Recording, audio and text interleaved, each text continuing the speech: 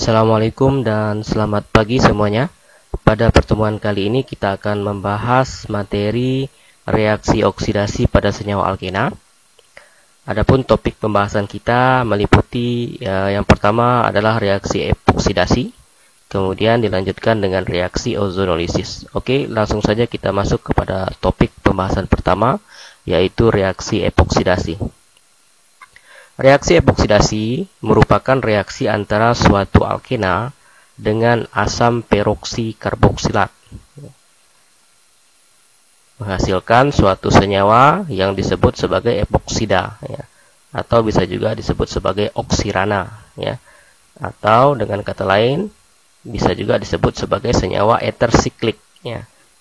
Anda sudah belajar di kimia organik dasar bahwa eter memiliki rumus umum R O R aksen.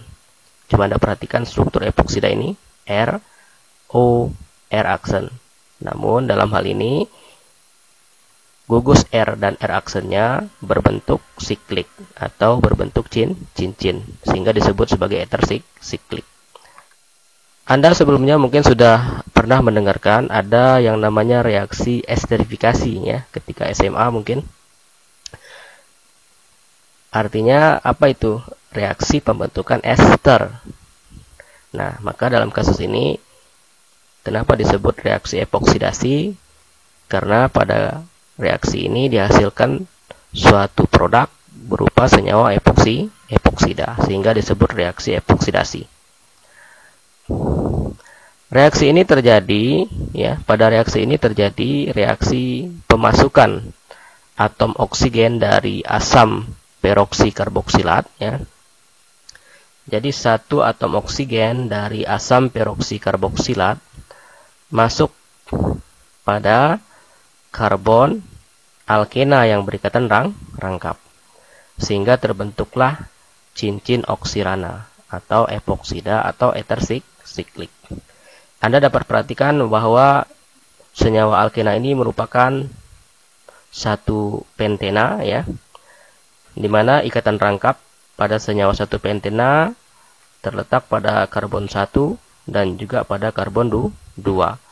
Nah, ketika senyawa ini direaksikan dengan asam peroksi karboksilat, ya, dengan rumus umum RCOOOH dalam pelarut kloroform, maka satu atom oksigen yang saya tandai dengan warna biru ini, ya, akan berikatan dengan atom karbon yang berikatan rangkap. Berarti atom oksigen akan masuk pada karbon nomor 1 dan juga pada karbon nomor 2 sehingga dihasilkanlah suatu senyawa epoksida ini. Nah, suatu senyawa epoksidasi, ya, akan menghasilkan produk samping berupa asam karboksilat. Dari mana asam karboksilat ini dihasilkan? Ya, silakan Anda perhatikan struktur asam peroksi karboksilat ini, ya. Rumus umumnya tadi adalah RCOOOH, ya. Dalam kasus ini adalah CH3COOOH. Nah, satu atom O tadi kan masuk pada kedua karbon alkena, ya, menghasilkan epoksida. Maka ketika dia kehilangan satu atom O di sini, ya, coba Anda anggap oksigen yang berwarna biru ini sudah hilang, RCOOH, maka itu adalah asam karboksilat. Jadi kesimpulannya pada reaksi epoksidasi, ya, selain dihasilkan senyawa epoksida, ya, juga dihasilkan produk samping yaitu asam karboksilat. Nah, ini contoh lainnya, silahkan Anda perhatikan, ya. Reaksi epoksidasi ini menggunakan reaksi MCPBA, ya. Apa itu MCPBA? Metakloroperoksibenzoik acid atau asam metakloroperoksibenzoat, ya. Jadi terserah apapun itu asam peroksi karboksilatnya, apakah asam peroksi asetat maupun asam metakloroperoksibenzoat, yang penting pada reaksi epoksidasi, ya, satu O pada asam peroksi karboksilat ini akan masuk pada kedua karbon yang berikatan rangkap pada alkena, ya, sehingga dihasilkan suatu senyawa pepsida dengan produk samping berupa asam karboksilat. Nah, ini adalah struktur dari senyawa asam metakloroperoksibenzoat tadi ya. Jadi meta, kloro, ini adalah asam peroksibenzoat. Nah, ketika suatu alkena direaksikan dengan suatu asam peroksikarboksilat ya, sudah dijelaskan tadi sebelumnya, maka satu atom O akan masuk ya pada kedua karbon alkena yang memiliki ikatan rangkap. Nah, bagaimana mekanisme masuknya satu atom oksigen dari asam peroksikarboksilat kepada alkena? Anda bisa memperhatikan penjelasan berikutnya. Jadi sebenarnya kelima tahapan ini terjadi bersamaan ya, tapi untuk memahaminya saya akan jelaskan satu persatu. Jadi awalnya ikatan rangkap pada alkena menyerang oksigen ya dari asam peroksikarboksilat. Nah, kemudian terjadilah ikatan antara karbon yang ini ya dengan atom O dari asam peroksikarboksilat. Di saat bersamaan ya terjadi pemutusan ikatan antara atom O dan atom O yang ini. Kemudian elektronnya dipindahkan ke sini sehingga di sini akan menjadi ikatan rangkap ya. Dan kemudian ikatan rangkap yang di sini akan putus ya. Sehingga O-nya bermuatan negatif. Di saat bersamaan ya atom O tadi akan merebut hidrogen yang ini. Kemudian akan elektron ikatan OH ini ya akan menyerang karbon alkena yang satu lagi. Sehingga kesimpulannya ya, pada reaksi epoksidasi karbon ini akan berikatan dengan oksigen ini, kemudian oksigen ini juga akan berikatan dengan karbon alkena yang satu lagi, sehingga dihasilkanlah cincin segitiga ya. Dalam hal ini atau yang disebut juga dengan cincin oksirana atau disebut juga dengan suatu epoksida. Jadi pemutusan ikatan dalam kasus ini terjadi di sini ikatan antara oksigen di sini, kemudian juga terjadi pemutusan ikatan antara atom oksigen dan atom hidrogen di sini.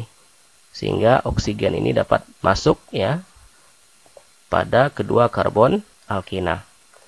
Nah, ketika oksigen ini hilang, ya, kemudian H ini berikatan dengan oksigen ini, dan di sini terjadi ikatan lengkap, maka terbentuklah produk samping, yaitu tadi asam karboksilat. Nah, kemudian ini adalah soal rebutan individu. Silahkan Anda prediksi produk reaksi epoksidasi pada senyawa alkena berikutnya. Ini adalah senyawa sikloheksena ya. Kemudian direaksikan dengan MCPBA dalam pelarut kloroform akan menghasilkan senyawa A. Senyawa A ini adalah senyawa epoksida dan senyawa B adalah asam karboksilat ya sebagai produk samping. Silakan Anda prediksikan, Anda gambarkan struktur senyawa A dan struktur senyawa B. Kemudian juga disertai dengan bagaimana mekanisme reaksi dari epoksidasi di atas ya. Sehingga dihasilkan nanti produk A. Silakan Anda jawab di masing-masing buku catatan Anda.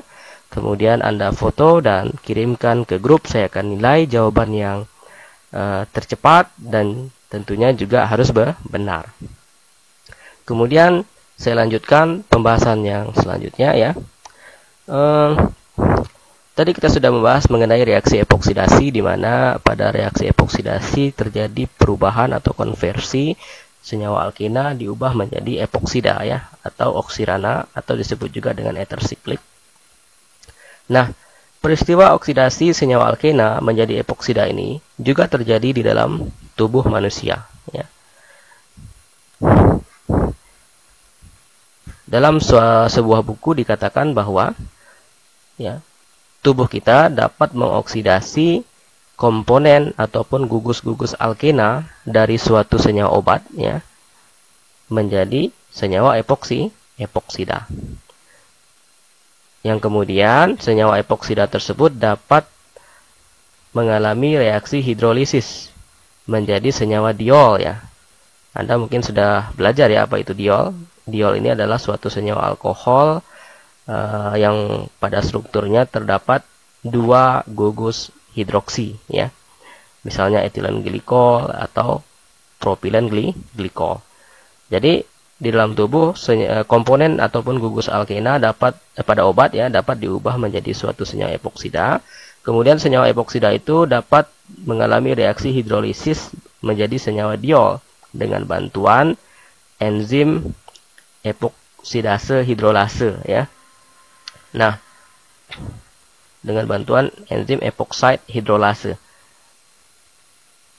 Jadi pada kasus ini epoksida yang bersifat reaktif secara cepat akan diubah menjadi senyawa diol yang sifatnya larut di dalam air dan kemudian dikeluarkan sehingga dapat dikeluarkan melalui urin.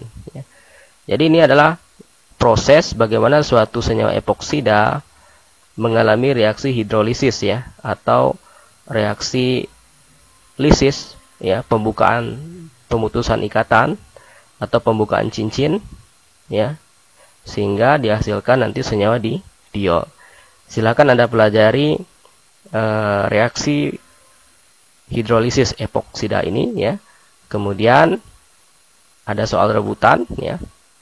Pada soal ini Anda diminta untuk menuliskan struktur senyawa A dan senyawa B pada tahapan reaksi di bawah ini.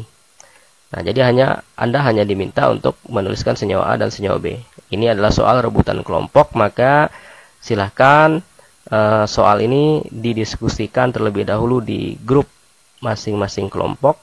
Kemudian jawaban final dari hasil diskusi Anda segera dikirimkan ke grup